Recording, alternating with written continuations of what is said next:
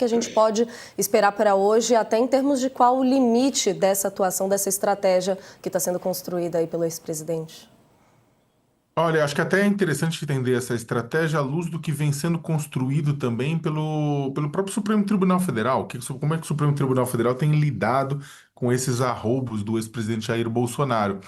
Quando Bolsonaro foi privado de seu passaporte pessoal, foi confiscado, né, em fevereiro de 2024, no ano passado, ele fez um Airbnb de fuga, um test drive de fuga, permanecendo 2 dias na Embaixada da Hungria, né? Hungria liderada por Viktor Orbán, né? Que compartilha de Bolsonaro a visão de extrema-direita. Então ele ficou por lá para ver se não ia ter um pedido de prisão, como não teve nenhum pedido de prisão por parte de Alexandre de Moraes, por parte da Procuradoria-Geral da República, da Polícia Federal, ele saiu de lá. Naquele momento, depois que aquilo foi descoberto, né, inclusive por uma reportagem do New York Times, muito se especulou que Bolsonaro poderia tomar uma preventiva, né, uma vez que na Embaixada da Hungria, não que seja um território do país, mas devido ao direito internacional, ela é inalcançável por parte da polícia brasileira, ou seja, Bolsonaro estava inalcançável pela polícia brasileira.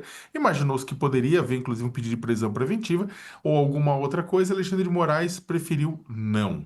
Da mesma forma, agora, por conta das ações tanto de Bolsonaro quanto do seu filho Eduardo Bolsonaro, no intuito de criar uma obstrução à investigação, embaraços à justiça, ataques à soberania, né, uma vez que o conluio entre o clã Bolsonaro e Donald Trump ameaça o Brasil com tarifácio, com desemprego, com perda de renda, além, é claro, dos ataques diretos a ministros do STF, no intuito de evitar que Jair seja condenado. Aquilo levou a medidas, né, como a tornozeleira, evitar que ele usasse redes sociais ou se valesse de redes sociais, entre outras medidas. Também muitos juristas chegaram e falaram: olha, aqui cabia uma preventiva já. Né, aqui cabia também uma preventiva e o Supremo Tribunal Federal, especialmente Alexandre de Moraes, preferiu não. Novamente, né? A impressão, né, que temos é que o ministro do Supremo não quer criar, inclusive, um mártir, né, na figura de Bolsonaro, junto aos seus apoiadores, de uma prisão antes de uma condenação. Lula foi preso depois da condenação, ficando na cadeia por 580 dias, né? Então, a questão é se, né, que provavelmente o cálculo do Alexandre de Moraes também é esse, evitar o máximo, e isso para evitar essa política do mimimi, evitar que Bolsonaro cavalgue na vitimização. A questão, contudo, é que tem limite. Né? Então, se Bolsonaro continuar, ele está proibido de se valer de redes sociais, inclusive para continuar os ataques à justiça. Ele e seus seguidores sabem que redes sociais, que ainda mais uma figura midiática como ele, a potência das redes sociais, do uso, da instrumentalização das redes, não é simplesmente ele postando diretamente. Às vezes é muito mais o conteúdo por ele produzido, por ele fomentado, sendo postado em redes de terceiros. E ele está com uma série de medidas que na prática são medidas para evitar que ele vá para a cadeia. Né? Então o que acontece é que ele continua esticando a corda. Neste momento, ô Nath, para terminar, o que a gente tem é o seguinte: o Supremo foi duro, mas não foi tanto quanto poderia ter sido. Só que Bolsonaro parece querer esticar a corda para ver o que acontece. Bolsonaro, por um lado, morre de medo de ser preso. Ele tem um medo tenebroso de ir para a cadeia. Mas, ao mesmo tempo, está esticando a corda, talvez no intuito de ver o que acontece com o Supremo Tribunal Federal. Vamos ver nas próximas horas. Eu chutaria que os advogados de Bolsonaro devem dar uma justificativa do tipo: olha, o presidente não sabia. Só que a questão é, tudo bem, ele pode saber dizer que não sabia ontem. E hoje? Ele vai repetir a dose? Se repetir a dose, ele está simplesmente brincando com o Supremo Tribunal Federal para ver se ele vai ser preso e da cadeia torcer para que Trump baixe o cacete no Brasil de uma vez. Entender melhor a natureza dessa decisão, até chamando aqui o nosso jurista do All News, Dr. Walter Maieroft, lembrando que o ministro Alexandre de Moraes reforçou que as restrições de uso de redes sociais que a gente vê desde sexta-feira ao ex-presidente Jair Bolsonaro também se aplicam a transmissões ao vivo, a entrevistas, aos canais de terceiros, às redes sociais de terceiros, e esse ponto especificamente está gerando muita confusão e muita dúvida. Então já começo te perguntando justamente sobre isso, Dr. Walter. Bom dia para o senhor, bem-vindo aqui mais uma vez ao nosso All News. O que a gente pode entender desse momento e dessa dúvida em termos de controlar ou não o uso de rede social de terceiros que deve vir aí na justificativa da defesa de Bolsonaro? Bom dia. Bom dia, Natália, Josias Sakamoto.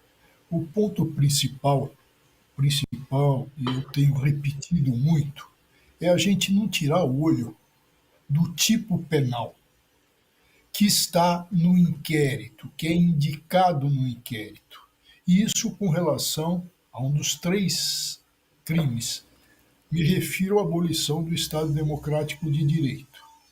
Qual é o objetivo do legislador? Qual é a objetividade jurídica? É amparar, proteger a soberania nacional. E o legislador escreveu, está no tipo, proteger a soberania contra negociações no estrangeiro, que é o que o Eduardo Bolsonaro está fazendo, e ele é um longa-manos do pai. O pai também é suspeito nesse mesmo inquérito.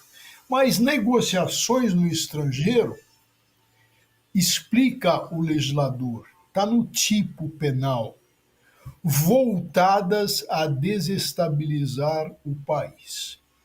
Ora, Natália, dá para tirar um revólver, uma arma de fogo da mão daquele que está assaltando continuamente, aquele que está ameaçando, aquele que já cometeu roubos qualificados e até latrocínio. Dá para tirar a arma? É lógico que dá. É uma cautela se tirar a arma? Sim, é uma medida de cautela. Ora, quando alguém está desestabilizando o país, fazendo negociações no estrangeiro, aliás, negociação exitosa, porque envolveu o presidente dos Estados Unidos, que propôs contra a soberania o quê? Uma barganha. Então, nós não podemos tirar o olho disso para entender a necessidade, porque cautelar só pode ser imposta se há necessidade. Pois bem, a maioria entendeu na primeira turma que havia necessidade e essa maioria acompanhou o Moraes corretamente, certamente. O Fux divergiu entendendo desnecessária todas as cautelares. Espantoso, mas é uma posição dele.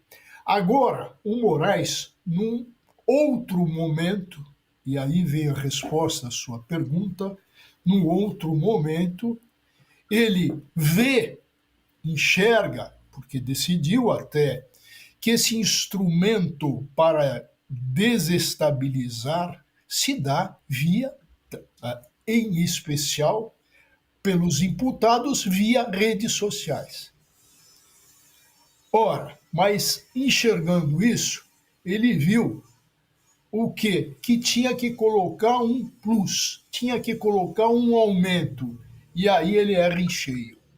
Ele exagera, porque ele envolve terceiros que não estão no tipo penal e não estão como suspeitos no inquérito. E quem são esses terceiros? Ele deixa, e isso está na capa do jornal Folha de São Paulo, ele deixa aberto. Terceiros que apoiam isso para informar, não estão, evidentemente, com o objetivo, com a intenção de desestabilizar o país, ao contrário do que faz o Bolsonaro e o filho Longa-Manos. Então, eu acho que houve, Natália, exagero ao esticar, ao ampliar essa cautela a pessoas indeterminadas, que podem estar em qualquer parte do mundo. Exagero. Esse ponto específico, professor, até para a gente amarrar essa história, faltou clareza nesse ponto para o senhor e no que a gente está esperando para hoje em si. O que seria um limite desse tensionamento que a gente pode assistir hoje acontecendo mais uma vez no Congresso e o que esperar da resposta do advogado de Bolsonaro nesse sentido?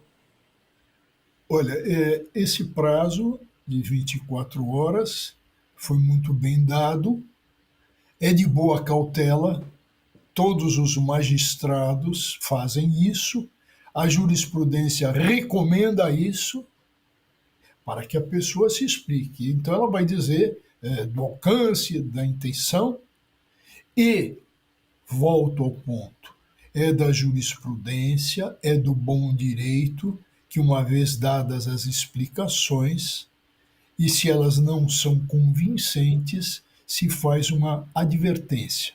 Não se impõe de cara, de pronto, uma prisão preventiva. O Moraes tem que agir no particular como um magistrado que não pode ser uma pessoa irada e apesar de todo esse cenário e apesar de se conhecer já todos os que têm olhos de ver quem é o Bolsonaro, quem é esse filho dele, mas cautela.